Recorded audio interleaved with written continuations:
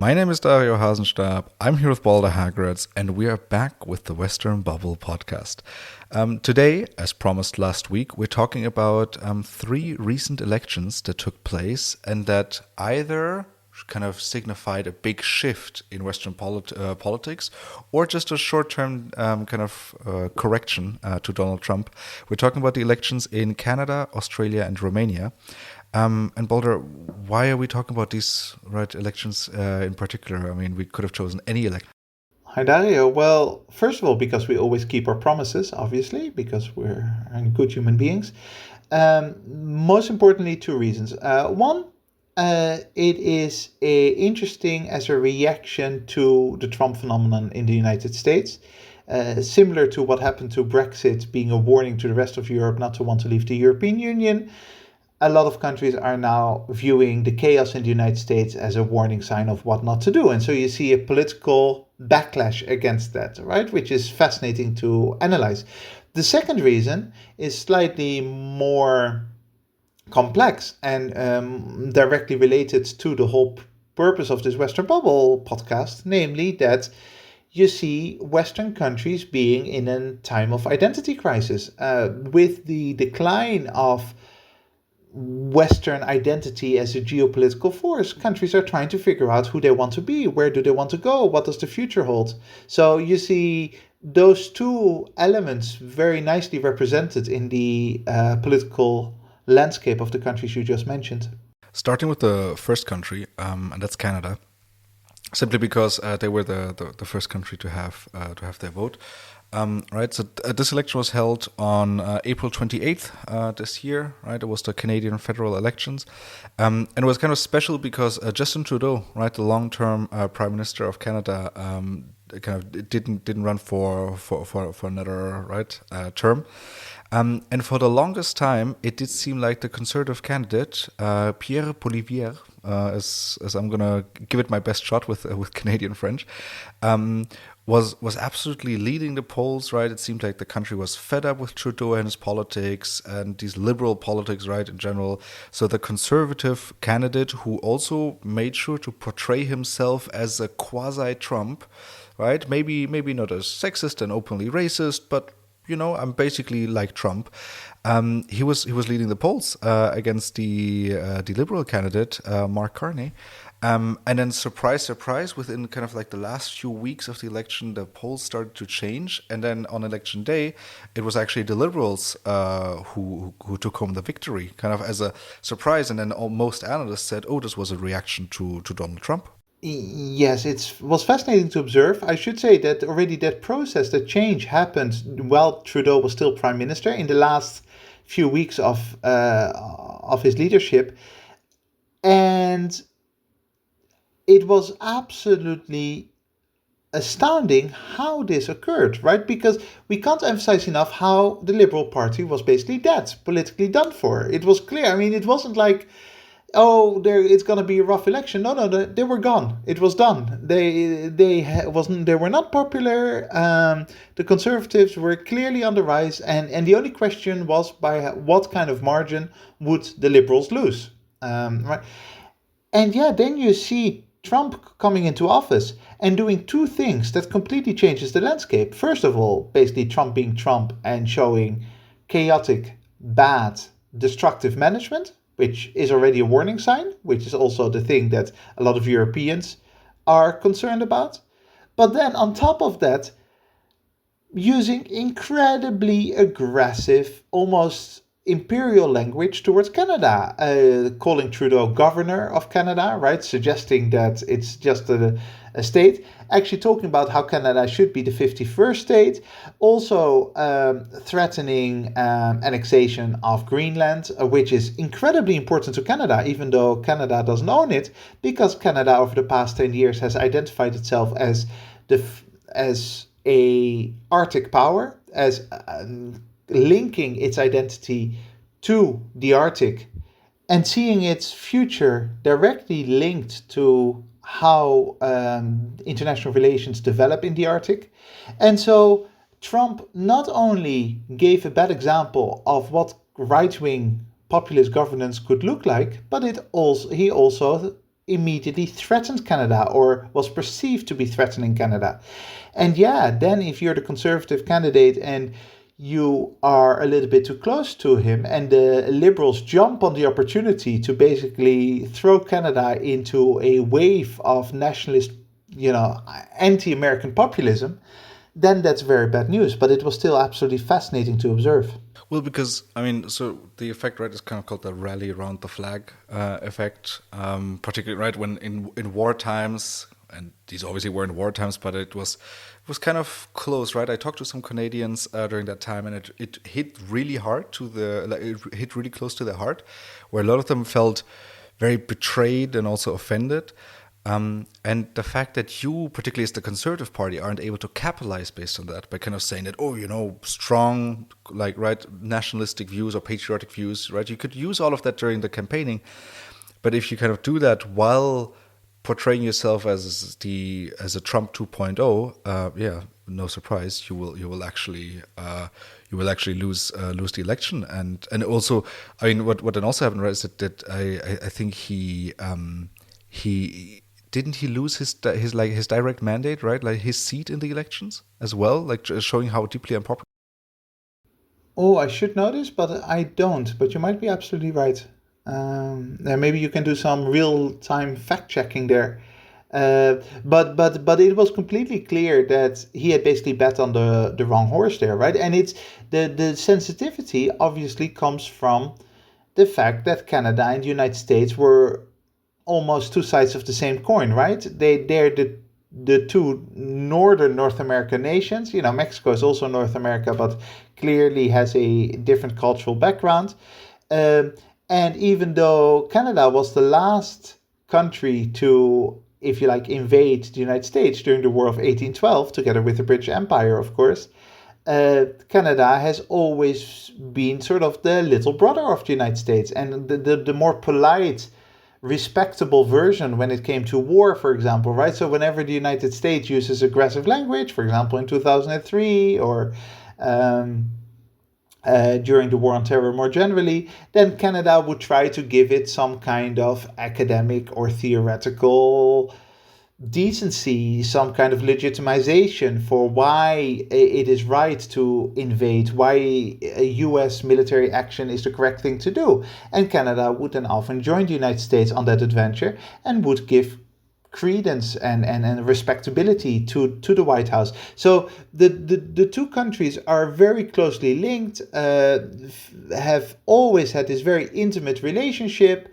It's often hard to distinguish Canadians from Americans, right? I mean, there's slight accent differences and all that, but they were very much seeing each other as coming from the same family.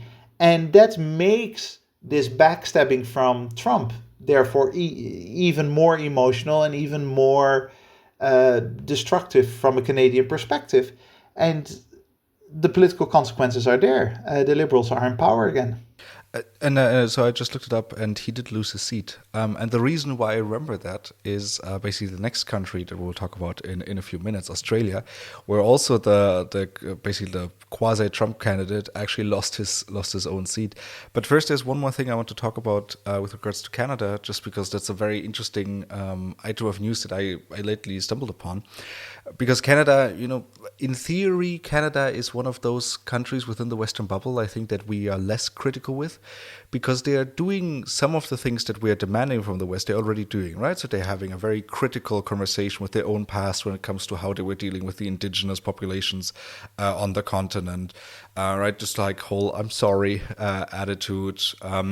Also with regards to migration, right? They were always very open, but that was actually the interesting news item and also part of this election, where Canada was so open to migration that actually many people came, but they didn't really make sure to kind of have the system be prepared for that. And this goes back to an episode we recorded a few months ago on migration, right, where we tackled some of those like false narratives surrounding migration, and one of them was that a lot of countries are actually purposefully underfunding any agencies that are in charge of kind of supporting migrants, so that it seems like, oh, the system is overwhelmed. And in Canada, you actually have kind of you don't have that intentional part where they said, hey, we actually need many migrants, right? We will need about 300,000 migrants each year to sustain our economic growth, to sustain our model. And then a few too many came because right, post the pandemic, there was this whole labor shortage in Canada, and they thought they could take more. But then as it turned out, right, the system couldn't. The system being the housing market, right? They didn't build enough houses. Also, the electricity grid in one region, which was then very interesting how quickly within the campaigning period, attitudes towards migrants shifted, right? First, I think most Canadians saw themselves as a very migrant-friendly country, saying that yes, of course we want migrants. But as soon as your rent goes up because the housing market is overwhelmed, that's the moment you kind of start changing. And now Canada actually changed it to they're not taking in any migrants for the next few years until they can. And I think that goes back to the whole conversation of identity.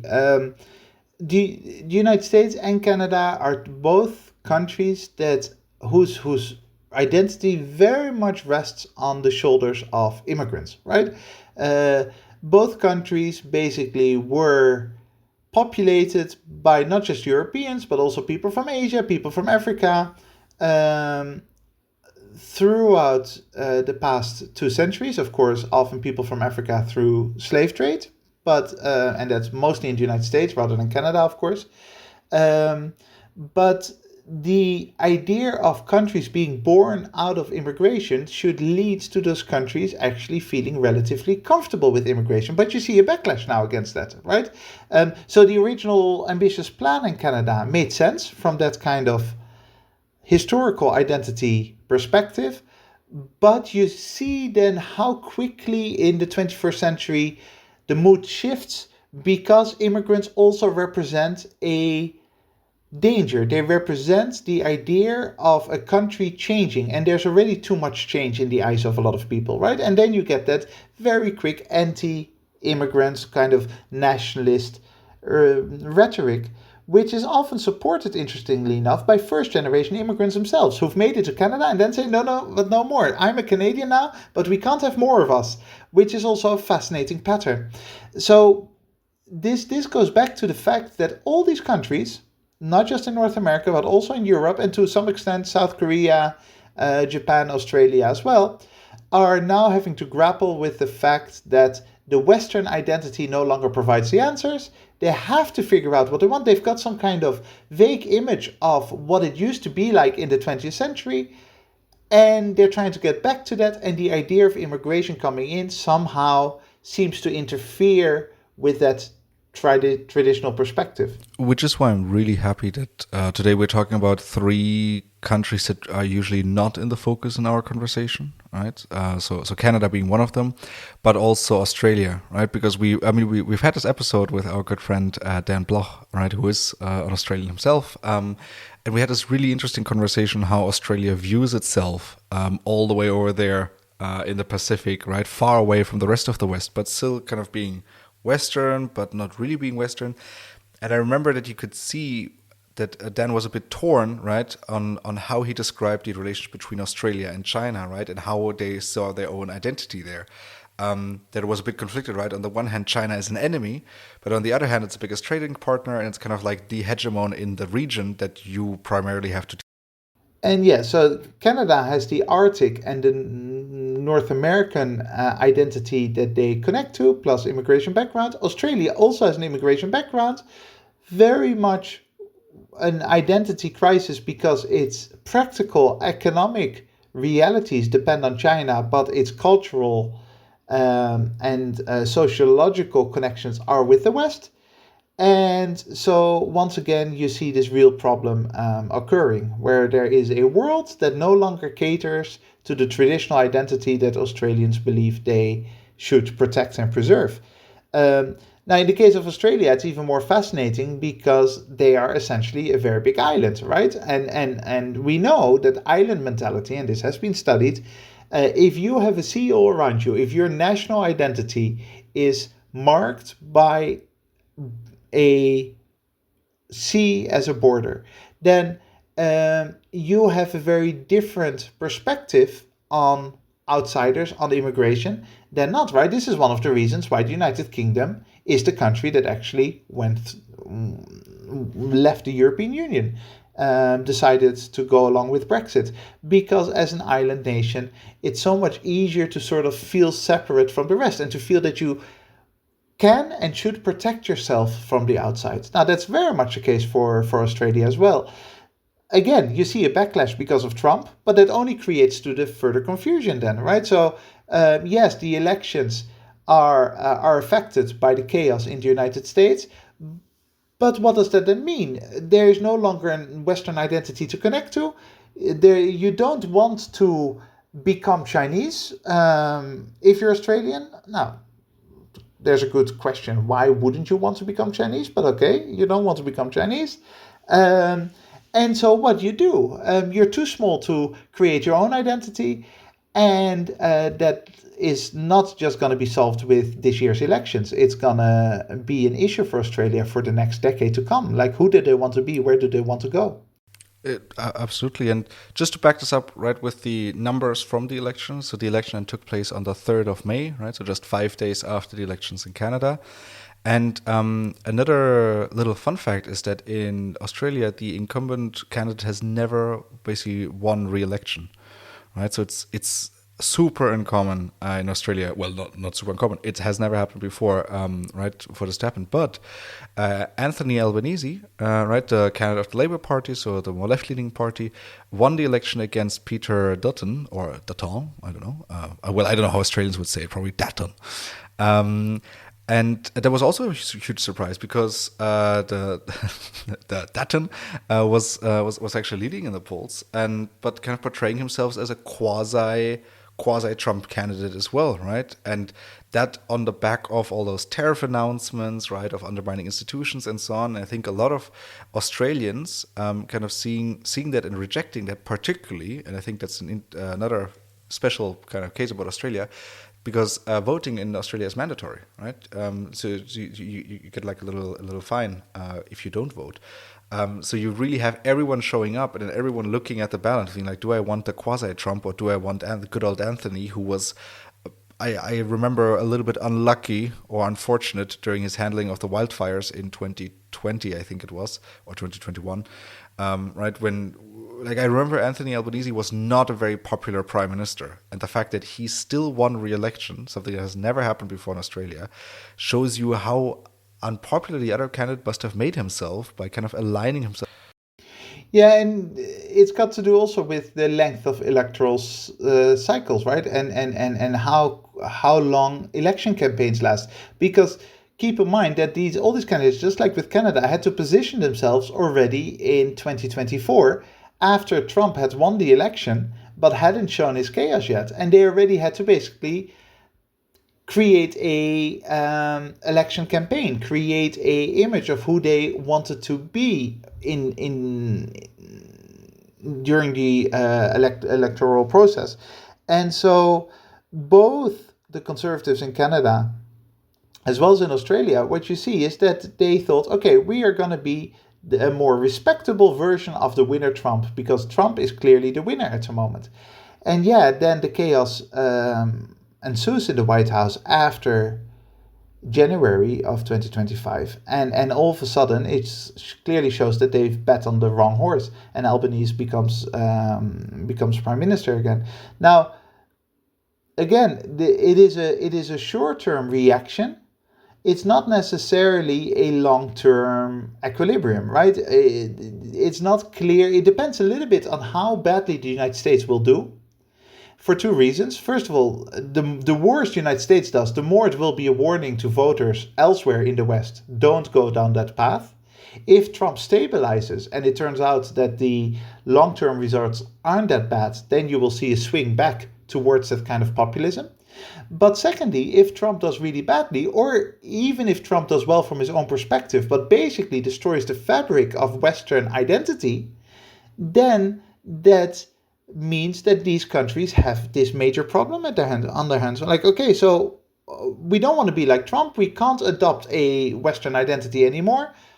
who are we going to be? And the only solution probably is for these countries, just like European countries, to identify their regional, cultural, economic realities, identities, and say, okay, we are now going to be who we are, independent of any kind of Western geopolitical force. Australia is a mix of European settlers, Chinese immigrants, and indigenous populations. We are in the Pacific, we have Asian trading partners. We are going to have to come up with some kind of mix that means that we become truly Australian. It's likely also going to happen to Canada. We are Arctic, we are on north of the United States. We have European roots. We're going to have to find some kind of mix of all of those and define ourselves differently from what we did in the past, namely see ourselves as a NATO member, as a Western power, as winners of the Second World War, winners of the Cold War. All of that becomes irrelevant. We now need to go through a process of rediscovering who we really want to be. I quickly want to respond to what you said at the beginning of just a statement. Kind of that the timing of these elections played a big role in the outcome. Because my first reaction after these two elections was, damn it, the German elections were too early this year, right? So the German elections took place on the 23rd or 4th of February this year. So that was just a month after Trump moved into the Oval Office. And that was kind of still when the main theme of Trump's administration was the whole removal of DEI, right? So of diversity, equity, and inclusion. And I remember a good part of the German population, at least I heard this in conversations, kind of being fans of that, saying that, yeah, you know what, this whole woke stuff really has taken over in the last few years. Trump is doing the right thing. And so the alternative for Germany, right? So the far right wing populists in Germany really piggybacked off of that, right? Kind of going like, yeah, you know, you can see how easy it's being done. All this artificially created fuzz, just trying to censor you, right? We will remove it. And they actually got the best results ever, right? They got 20%, and that's 20% in a country that that was Nazi Germany 80 years ago, right? Having kind of like the follow up to that, get 20% it was a bit shocking. So my immediate thought was, oh, this was too early. Our elections should have happened in May. The reason why our elections were so early is because we had snap elections, right? Because our actual election date, if they had completed the 4 years, would have been in September. So the 24th of September. And here I'm actually thinking, I agree with what you said there, that it really depends on the timing, right? Because the Trump administration could be doing okay in September, right? And then it wouldn't be a problem. But at the same time, it is also that all these far-right candidates are now going to kind of adapt their profile a little bit, just because they've seen how badly all their friends have lost now in Canada, Australia, and in Romania, where this really far-right populism, kind of piggybacking off of Trump and Milei, right, who is like as of now successful in Argentina. I think we will see a shift away from that strategy, and most likely in the upcoming elections within the West, I assume that these far right parties are not going to associate themselves so close to Trump, but maybe closer to leaders that are actually perceived as successful, right? So such as Giorgia Meloni in Italy or as Javier Milei in Argentina. Well, I was just going to say that in Italy and France, you already see the populist right adjusting its narrative quite clearly in that sense. And I would probably argue that Europe is less susceptible to American politics than Canada and Australia, right? Canada and Australia have almost a inherent need to connect to the United States, right? Because look, Australia without the United States, they are an island in the Pacific, and they would need to connect to India or China, and that's it, right? So Canada can't avoid the United States. It's got this enormous border, and it's got this enormous history and this enormous integration together. So Europe will look at Trump, and of course it will have some impact on elections, but it won't have the same dramatic effect as they had in these other two countries. Uh, what is more important for Europe is the second part that I talked about at the beginning, namely the Western identity, right? So not so much the success or failure of Trump. It will have a little bit of impact, but not that much. But more like who are we now in a post-Western world? Um, in some ways, I think the Brexit effect was obviously something that had an enormous impact on countries such as the Netherlands. And because in the Netherlands there was a lot of talk about, hey, Nexit, after Brexit we're going to have Nexit. Brexit turned out to be a disaster, as predicted by anyone who knew what they were talking about. And nobody nowadays talks about Nexit anymore in any serious way. And the same with Italy, for example. Same with Germany as So well. I think exactly. So I think in Europe, you've got much more of that cross contamination between European countries because it's a pretty big place with a lot of history and a lot of culture of its own. Whereas Canada and Australia are much more dependent on the Anglo Saxon Western identity as such. So Europe now has to ask itself that question like, okay, the West is no longer providing the answers as a whole, as a geopolitical entity.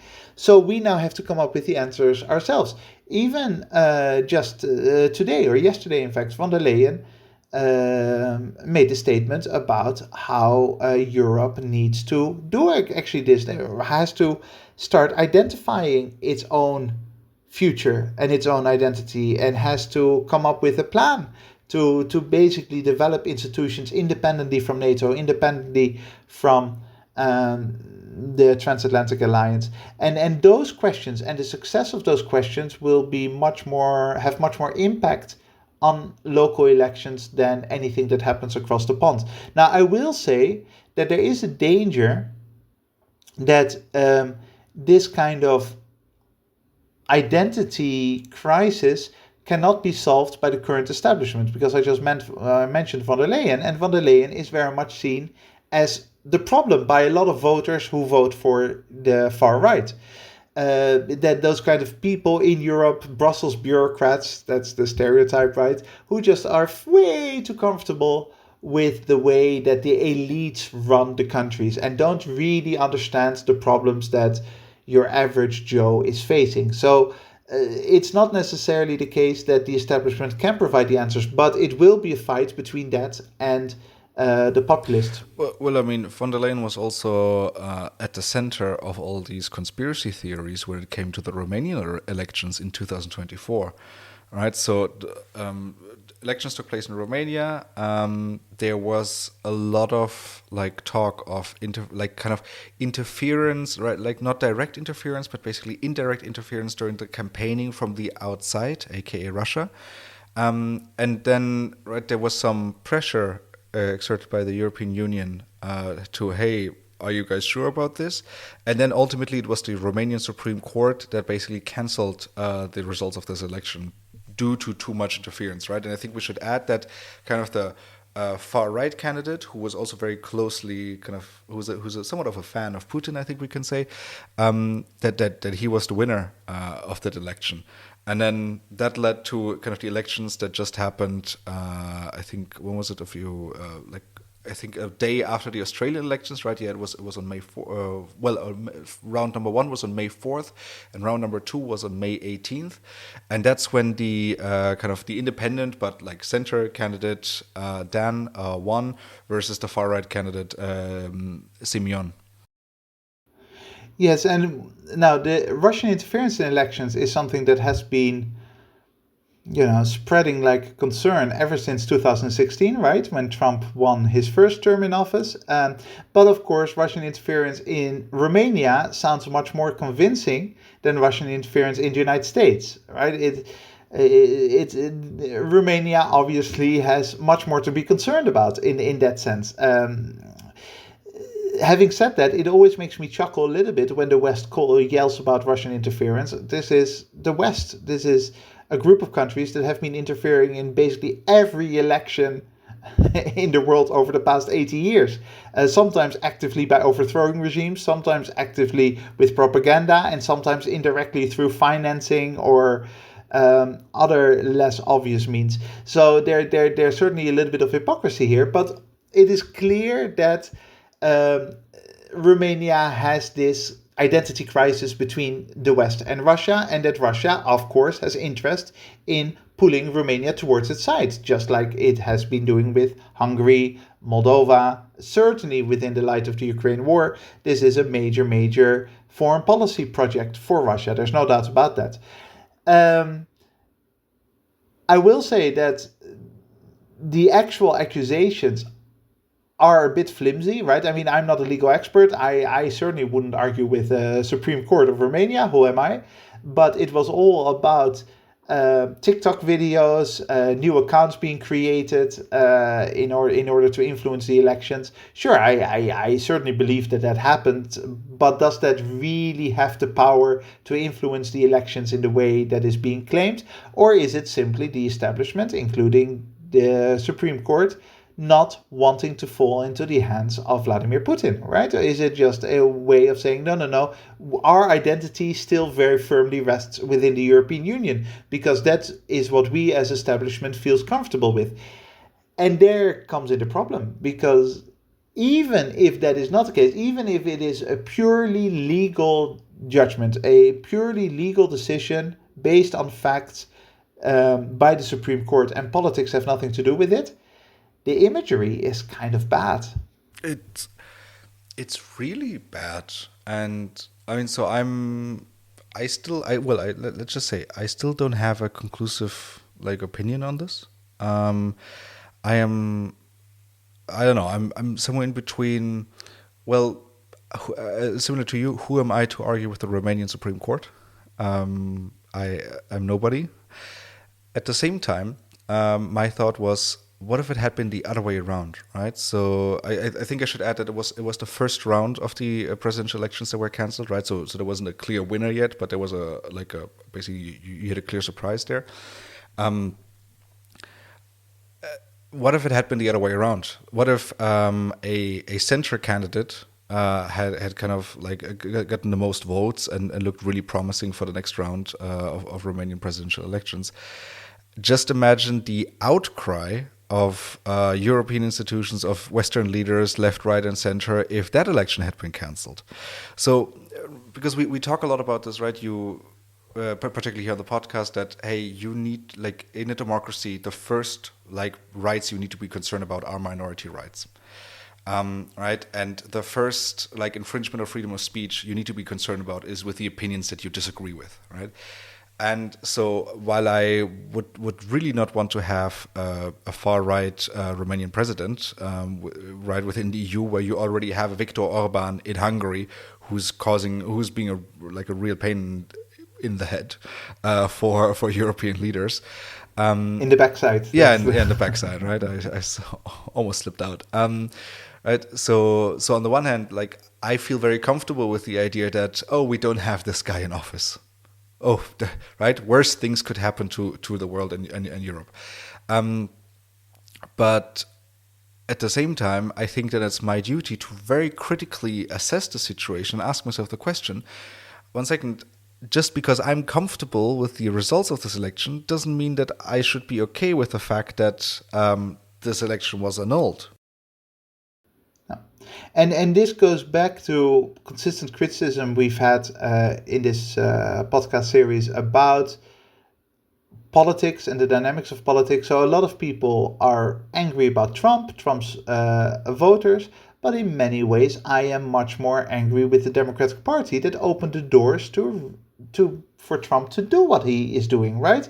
That for no longer respected their own democratic principles, that no longer stood up for what was important during the war on terror, then afterwards in the Clinton campaign against Trump, etc., etc. It became a very ugly fight where essentially Democrats opened the door for Trumps to bend the fabric of liberal democracy in the United States.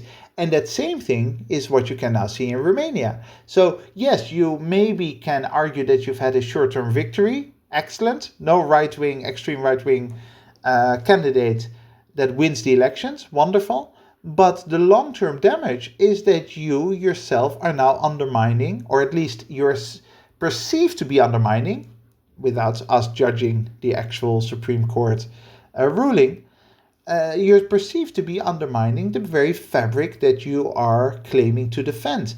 And as a result, in the long term, this might come back with a vengeance. This might lead to voters in the long term no longer believing the process, no longer believing that there's a rule of law, no longer believing that liberal democracy is something that is real and that should be respected and that can help them as a society. And that is, of course, an enormous danger.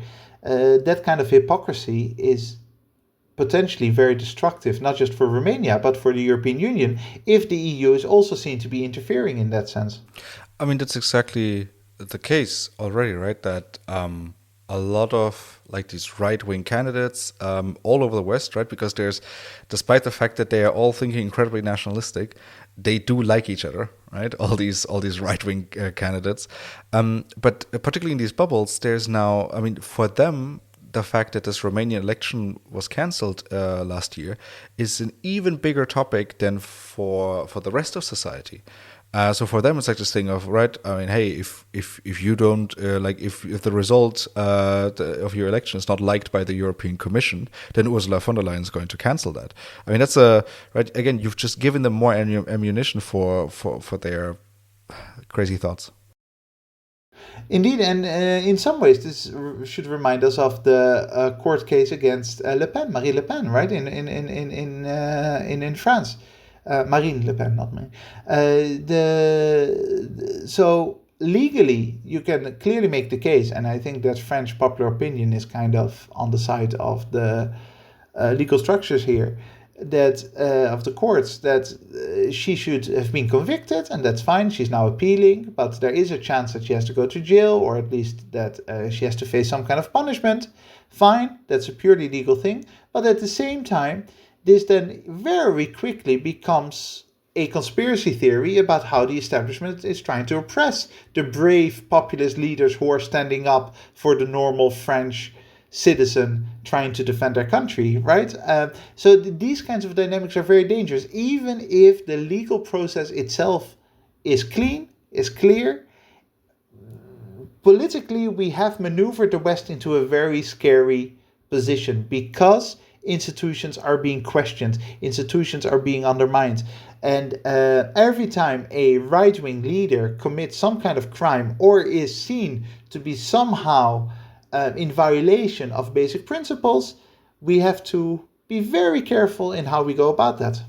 I mean, that's just really difficult situation that most of these, I mean, okay, I think we can say that, yes, there will be politicians that are corrupt, but the tendency to be corrupt amongst these right-wing populists is a lot higher, right? We've seen this in Austria. We also seen this in Germany, right, where they've been receiving, right? They've been I've also been convicted for obviously violating campaign finance laws.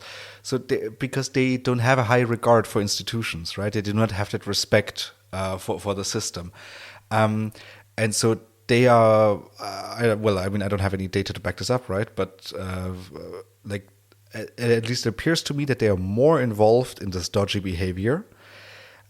But them being involved in this dodgy behavior and then being persecuted by the state always gets perceived by the right-wing bubble as, oh, we're being targeted for being the majority. They want to keep us small. I mean, it's really difficult to kind of be the democracy, right? And to kind of be the bigger person. Well, and it makes it even more important for the centrist or left-wing parties to be as clean as possible. I always get much more upset if I hear about some kind of respectable political party engaging in corruption, or some politicians, or even, corruption in terms of not declaring secondary income within, there's always this air of corruption around European parliamentarians. How much money do they actually earn in total? What do they spend their allowances on? Those kinds of things.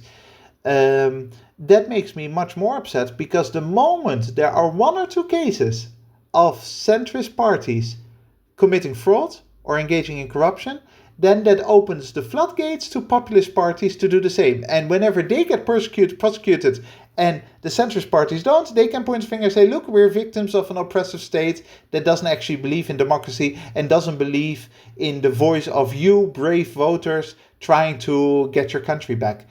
And therefore, our focus in many ways shouldn't be on the Orbans of this world, but it should be on demanding absolute principled purity from the politicians who should give the right example.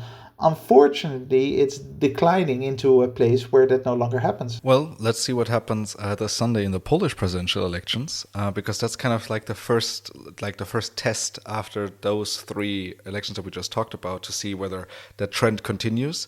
But until then, right, we might do a quick follow-up on this episode. But until then, this seems like a great moment to end today's conversation on, right, kind of this change of wind, or this at least perceived change of wind in elections within the West.